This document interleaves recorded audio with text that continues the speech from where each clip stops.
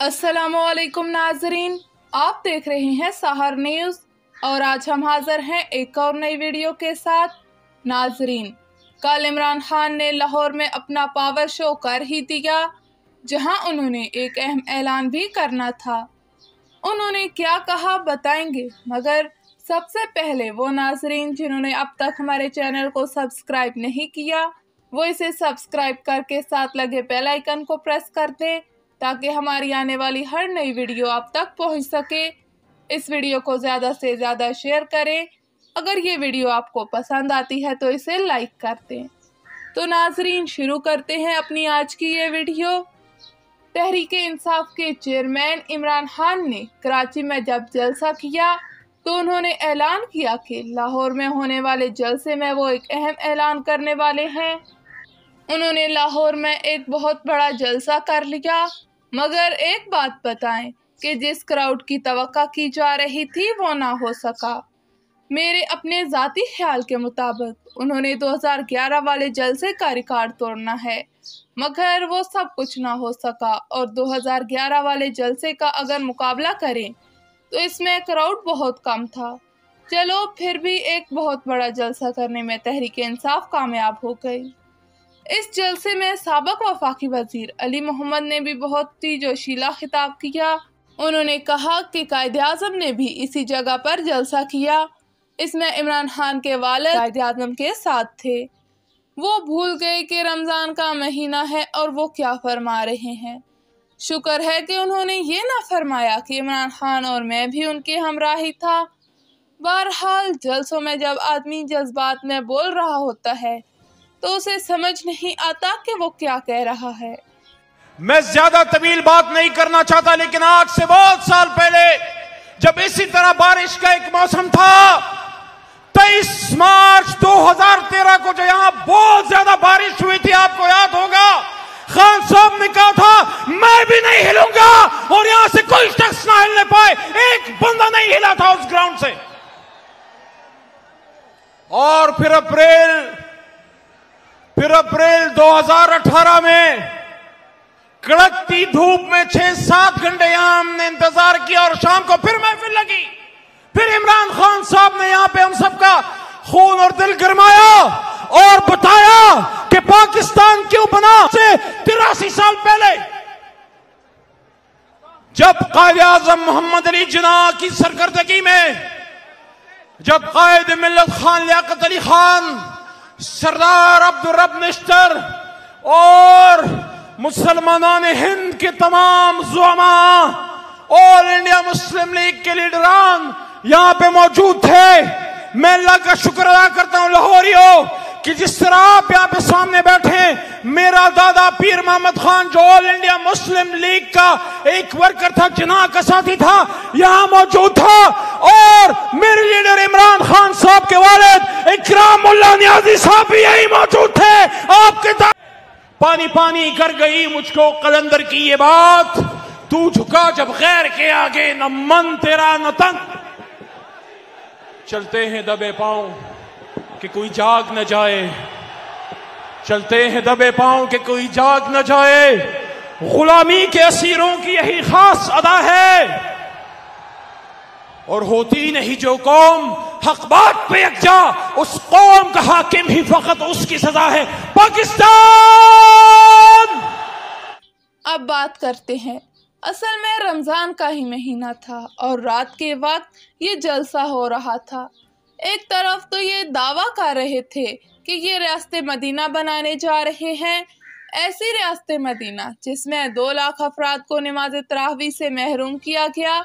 यानी इनके बकौल जलसे में 2 लाख अफराद मौजूद थे जिन्होंने नमाज तरावी अदा नहीं की। गुनाह किसके सर जाता है? क्या यही रियासत मदीना बनाई जा रही है? जनाब, दूसरी जानब वज़ीर आज़म मियां शहबाज शरीफ भी खैबर पख्तूनख्वा में एक जरगे से खिताब कर रहे थे। उन्होंने शहदा की कब्रों पर फूल चढ़ाए। इनके हमरा chief of army general Qamar Javed Bajwa भी मौजूद थे। फिर इस खबर ने तो हर किसी को चौंका दिया कि वहां जनरल फैज़ हमीद वज़ीर आज़म को ब्रीफिंग दे रहे थे। पीटीआई वाले हमेशा जनरल फैज़ हमीद को अपना आदमी कहा करते थे। پھر کل ہی فواد چودھری کا سچ بھی نظر آیا، جنہوں نے کہا کہ اسٹیبلشمنٹ کے ساتھ تعلقات ٹھیک نہیں تھے، اگر یہ تعلقات ٹھیک ہوتے تو ہم اقتدار میں ہوتے۔ ریلیشن شپ خراب ہے؟ خراب نہ ہوتا تو حکومت میں ہوتا۔ خراب ہے، کب سے خراب ہوئے؟ بس کہتے ہیں نا وقت کرتا ہے پرورش برسوں، حادثہ ایک دم نہیں ہوتا۔ کتنے برسوں ہوئے؟ تو برسوں تو بہت پرانی بات چلی جاتی ہے۔ یہ کوئی اکتوبر کی کہانی تو نہیں ہے؟ اکتوبر مہینے ہوں گے، مہینے ہوں گے۔ اس کو ریپیئر کرنے کی کوشش نہیں؟ بہت کوشش ہوئی، بہت کوشش ہوئی، آپ نے بھی کی؟ بہت کوشش کی۔ شاید پی ٹی آئی اب اپنا بیانیہ تبدیل کرنے والی ہے۔ اب وہ عوام کو بتائیں گے کہ امریکہ والی بات ٹھیک نہیں۔ اصل میں وہ عوام کو آرمی کے خلاف کرنے کی کوشش کریں گے۔ یہ تو ان کے اگلے جلسوں میں اگر ہوئے تو پتہ چلے گا کہ وہ کیا کرنے جا رہے ہیں۔ اگر ہوئے تو والا لفظ اس لیے استعمال کیا کہ انتہائی باوثوق ذرائع سے معلوم ہوا تھا کہ لاہور والا جلسہ ان کا آخری جلسہ ثابت ہوگا، کیونکہ اب حکومت نے بھی ان کے خلاف جو محاذ کھڑا کیا ہے، ان کے غبارے سے ہوا نکل جائے گی۔ پہلا تو توشہ-خانہ کیس ہے، جس میں عمران خان سمیت ان کے ساتھی اقرار کر چکے ہیں کہ توشہ-خانہ میں تحائف بھی ان کے تھے، اگر بیچ دیے تو یہ ان کی مرضی۔ اب یہ کیس عدالت جانے کو تیار ہے، جس میں ان کی واضح کرپشن کے ثبوت حکومت عدالت میں پیش کرے گی۔ اس کے علاوہ انہوں نے جب اقتدار میں آئے تو اس سے قبل انہوں نے سائیکل پر وزیر اعظم ہاؤس آنے کا کہا اور چڑھ بیٹھے ہیلی کاپٹر پر، اور جب ان سے اس کے بارے میں سوال کیا گیا کہ آپ نے تو سائیکل پر آنا تھا اور آپ ہیلی کاپٹر پر آنا شروع ہو گئے، تو ان کے ساتھیوں نے کہا تھا، اور قوم کو یاد بھی ہوگا کہ ہیلی کاپٹر پر 55 روپے پر کلومیٹر خرچہ آتا ہے۔ اب جب ریکارڈ کھلے تو پتہ چلا کہ موصوف نے قوم کو 98 کروڑ کی پھکی صرف ہیلی کاپٹر کی مد میں لگائی۔ یہ دو کیس ہی ان کے لیے کافی ہوں گے۔ کل جب یہ مخالفین کو ڈاکو گردان رہے تھے تو بڑا عجیب لگ رہا تھا، جب دوسری طرف مریم اورنگزیب ان کے بارے میں تفصیل بتا رہی تھیں۔ ان کے بقول کہ عمران خان نے توشہ-خانہ کو اپنا کاروبار بنائے رکھا، اور جب دنیا کو یہ پتہ چلے گا کہ چور چور کا شور مچانے والا ہی چور تھا تو کون ان کے پیچھے آئے گا۔ ان کا مستقبل اب تاریک ہوتا نظر آ رہا ہے۔